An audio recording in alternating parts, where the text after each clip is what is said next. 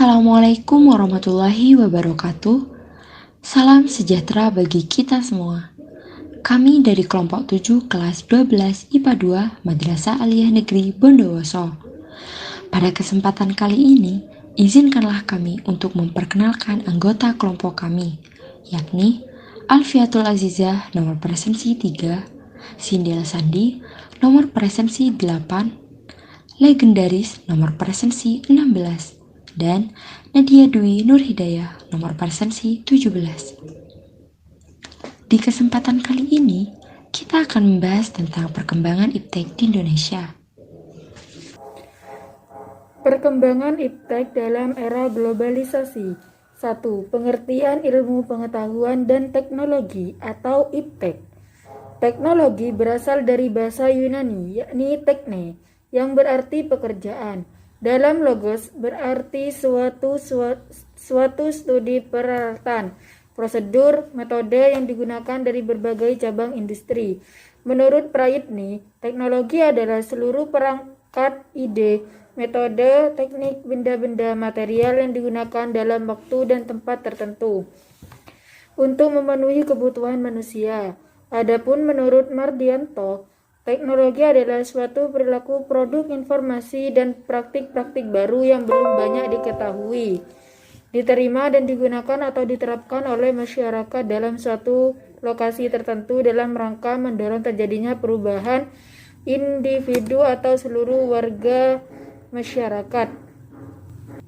Pada zaman pra-Yunani kuno, pada abad 15 sampai abad 8 sebelum Masehi, berkisar antara 4 juta sampai 20.000 tahun sebelum Masehi, disebut sebagai zaman batu karena pada masa itu manusia masih menggunakan batu sebagai peralatan.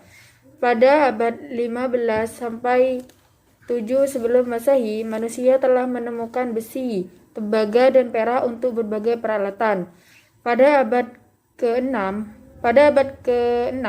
sebelum Masehi di Yunani lahirlah filsafat, disebut The Great Miracle, yang artinya suatu peristiwa yang ajaib.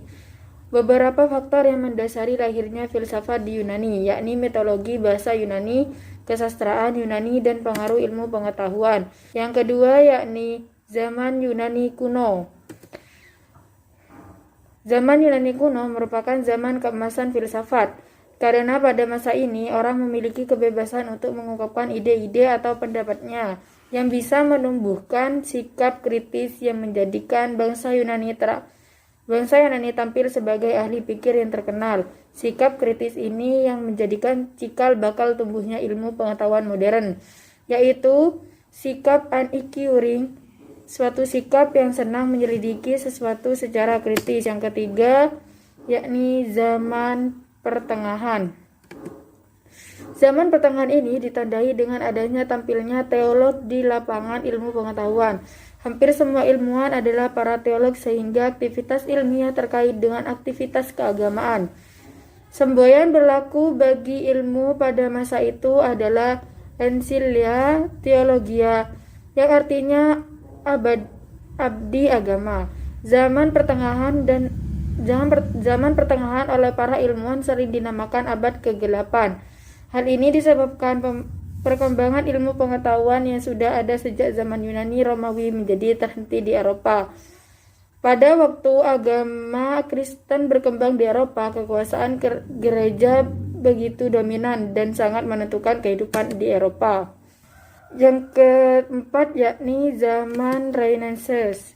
Zaman Renaissance ditandai sebagai era kebangkitan kembali pemikiran yang bebas dari dogma-dogma agama. Pada zaman ini manusia disebut sebagai animal rasional karena pemikiran manusia pada masa itu sudah bebas dan berkembang sehingga banyak penemuan ilmu modern yang dirintis oleh tokoh-tokoh ilmuwan. Yang kelima yakni zaman modern. Zaman modern ini ditandai dengan berbagai penemuan dalam bidang ilmiah. Zaman modern sebenarnya sudah terintis mulai dari abad 15 Masehi, tetapi indikator yang nyata terlihat jelas pada abad 17 Masehi dan berlangsung hingga abad 20 Masehi.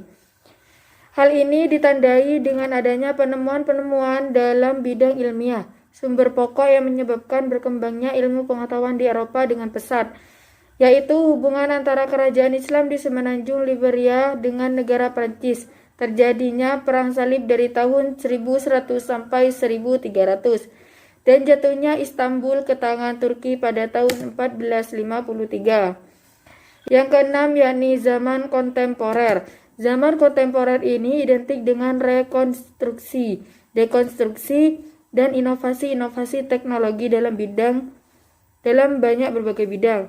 Sasaran rekonstruksi dan dekonstruksi biasanya teori-teori ilmu sosial, eksakta, dan filsafat yang sudah ada sebelumnya. Sementara itu, inovasi-inovasi teknologi makin hari makin cepat seperti yang kita saksikan dan nikmati sekarang ini. Yang selanjutnya adalah perkembangan iptek di Indonesia. Yang pertama, masa kolonialisme dan imperialisme. Revolusi industri lahir dengan latar belakang ilmu pengetahuan yang pekat. Ketika Indonesia dijajah oleh Inggris, maka hal itu pun sangat berpengaruh.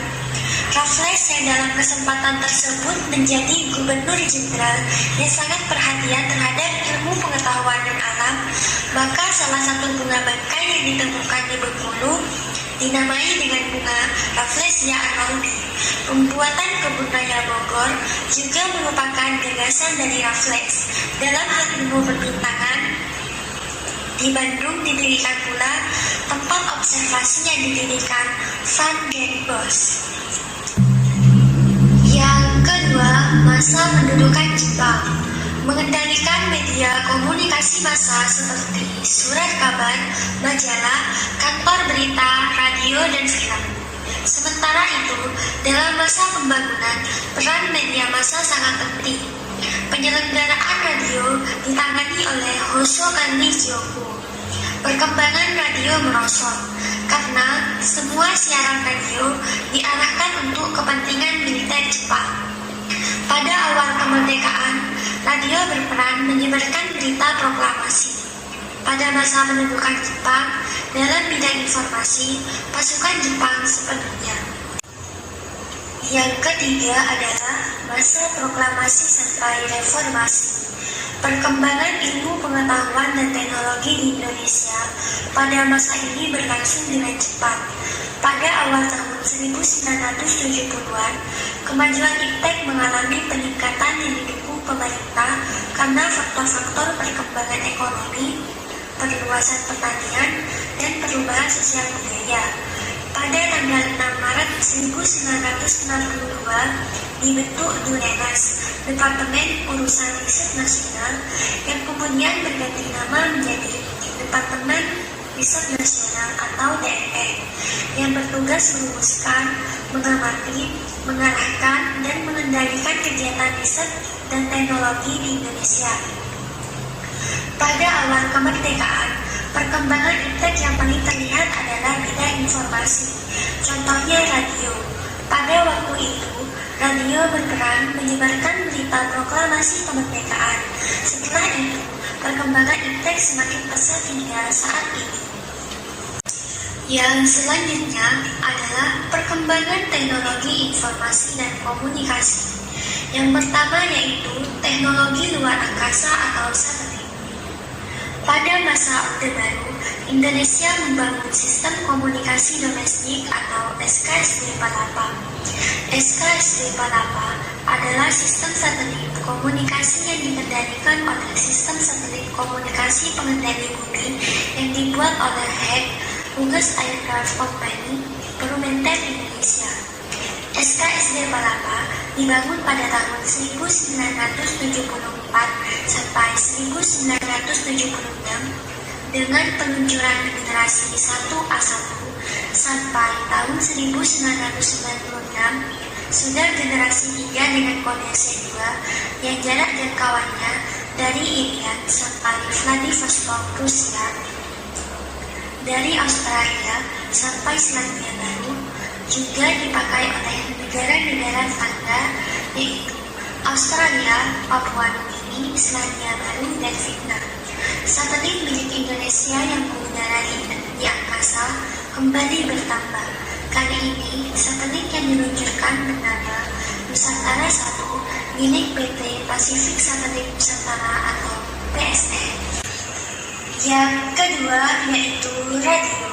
Radio adalah salah satu media massa elektronik tertua dan menjadi bagian penting dari perjalanan sejarah perkembangan teknologi komunikasi dan sejarah perkembangan alat komunikasi. Selain itu, radio juga menorehkan jejak sejarah media massa bersama-sama dengan televisi, surat kabar, majalah, dan lain-lain. Karakteristik media massa serta karakteristik media penyiaran yang melekat pada radio membuatnya menjadi salah satu media komunikasi pilihan dalam membantu penyampaian pesan-pesan dengan cepat dan serentak sejak awal kemunculannya. Tercatat bahwa tonggak sejarah radio dunia dimulai pada tahun 1920 di negeri Paman Sam, alias Amerika Serikat. Sejarah radio di Indonesia sendiri dimulai 5 tahun setelahnya, tepatnya pada tanggal 16 Juli 1925. Perjalanan sejarah radio di Indonesia pun tidak hanya melulu terkait dengan radio Republik Indonesia, sebagaimana sejarah televisi di Indonesia. Maka, dalam sejarah radio di Indonesia tidak luput dari sejarah perkembangan radio swasta nasional yang juga berperan besar dalam menemani perjalanan sejarah negara kesatuan Republik Indonesia hingga kini. Yang ketiga adalah televisi. Sejarah televisi di Indonesia dimulai dari disiarkannya stasiun televisi pertama Indonesia bernama TVRI.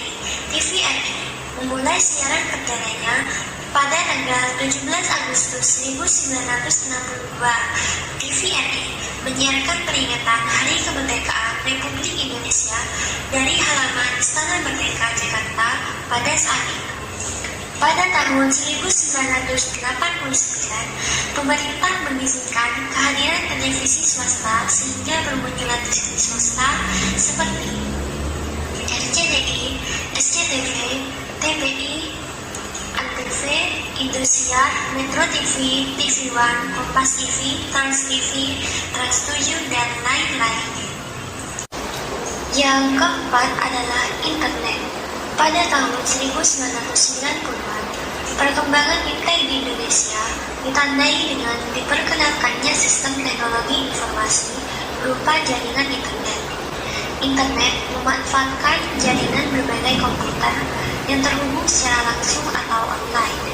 Jaringan internet dapat digunakan untuk mengakses berbagai informasi yang dibutuhkan oleh masyarakat di bidang bisnis, telekomunikasi, dan pendidikan. Sebagai contoh, adanya fasilitas email, chatting, dan dengan ditemukannya teknologi phone.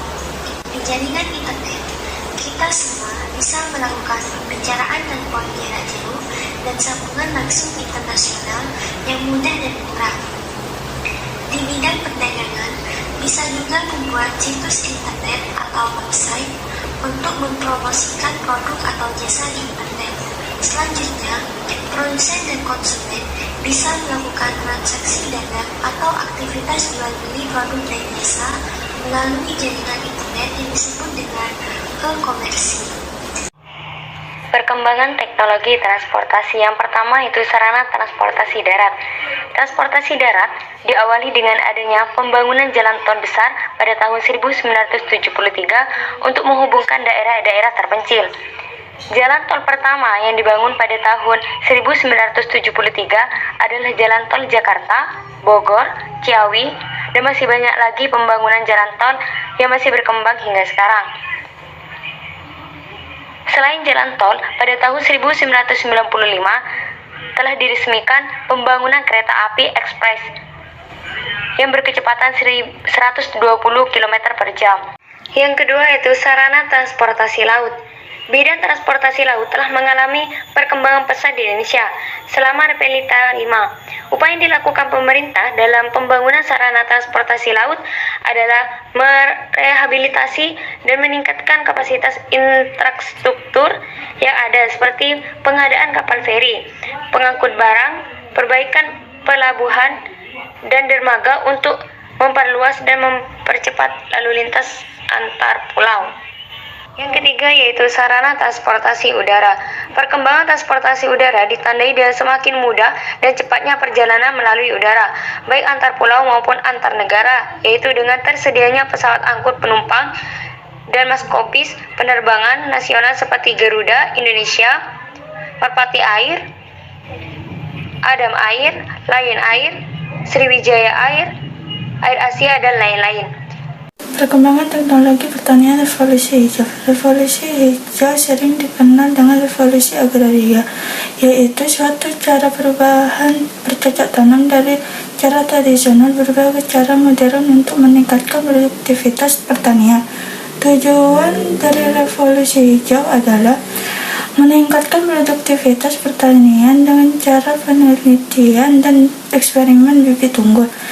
Gagasan tentang revolusi hijau bermula dari hasil penelitian dan tulisan Thomas Robert Malthus tahun 1766 sampai tahun 1834 yang berpendapat bahwa kemiskinan dan kemelaratan adalah masalah yang dihadapi manusia yang disebabkan oleh tidak seimbangnya pertumbuhan penduduk dengan peningkatan produksi pertanian. Adapun latar munculnya revolusi hijau: 1. Hancurnya lahan pertanian akibat PD1 dan PD2. 2. Pertambahan penduduk yang meningkat sehingga kebutuhan pangan juga meningkat. 3. Adanya lahan tidur. 4. Upaya peningkatan produksi pangan. Yang selanjutnya yakni peranan iptek terhadap kehidupan manusia.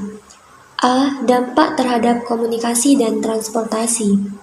Dampak positifnya, dengan diterapkannya ilmu pengetahuan dan teknologi, banyak kemudahan dan keefisiensian dalam beraktivitas, termasuk dalam bidang komunikasi dan transportasi.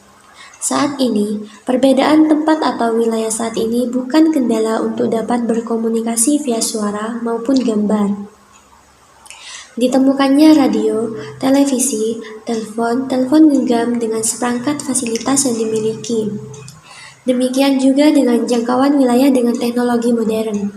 Orang dapat membuat sarana transportasi, misalnya sepeda motor, mobil, bus, kereta api, kapal laut, pesawat terbang, dan lain-lain. Sarana transportasi tersebut sangat efektif dan efisien daripada memakai alat transportasi pada zaman dulu, misalnya kuda, naik kereta kuda atau kapal layar. Dampak negatifnya, dengan satelit, orang dapat mengetahui adanya pabrik senjata, ada reaktor atom dalam perut bumi, cadangan minyak, uranium, dan sebagainya. Niat jahat untuk menguasai semua itu jika timbul akan menjadi rebutan yang pada akhirnya menimbulkan perselisihan. Begitu juga dalam hal transportasi, juga bisa menimbulkan berbagai hal negatif. Misalnya timbulnya pencemaran udara yang bisa menyebabkan kerusakan pada pendengaran, dan udara yang kotor dapat menyebabkan polusi udara. Berkurangnya lahan-lahan pertanian yang produktif karena dipakai untuk menampung kebutuhan akan jasa transportasi, seperti terminal, bandara, atau parkir kendaraan. B. Dampak terhadap peningkatan kesehatan. Pada saat ini, ketika ada orang yang organ tubuhnya sudah tidak dapat berfungsi lagi, maka upaya cangkok mata, cangkok hati, cangkok ginjal bukan lagi hal yang aneh. Bahkan sedang dilakukan pembuatan organ buatan yang dapat ditanam di dalam tubuh untuk menggantikan bagian-bagian yang sudah tidak dapat berfungsi lagi. Bahkan penggunaan perunut radioaktif untuk mendeteksi tempat-tempat yang sakit sudah diketahui secara umum. Secara umum, dampak terhadap peningkatan kesehatan adalah meningkatkan ilmu dan fasilitas di bidang kedokteran, meningkatkan teknologi obat-obatan, memberantas penyakit menular, membantu timbulnya penyakit tertentu. Kesimpulan dari materi di atas yakni, perkembangan iptek adalah bagian penting dalam sejarah peradaban manusia. Kajian iptek adalah seringkali menyertakan interaksinya dengan masyarakat. Kini iptek adalah bagian penting dalam kemajuan dunia. Iptek adalah konsep bagaimana pemahaman manusia, ilmu pengetahuan dan teknologi telah berubah selama berabad-abad. Ilmu pengetahuan dan teknologi memiliki dampak besar pada masyarakat, dan dampaknya semakin berkembang seiring berjalannya waktu. Sekian dari kelompok kami. Mohon maaf apabila terdapat kesalahan dalam kami menyampaikan materi. Terima kasih. Wassalamualaikum warahmatullahi wabarakatuh.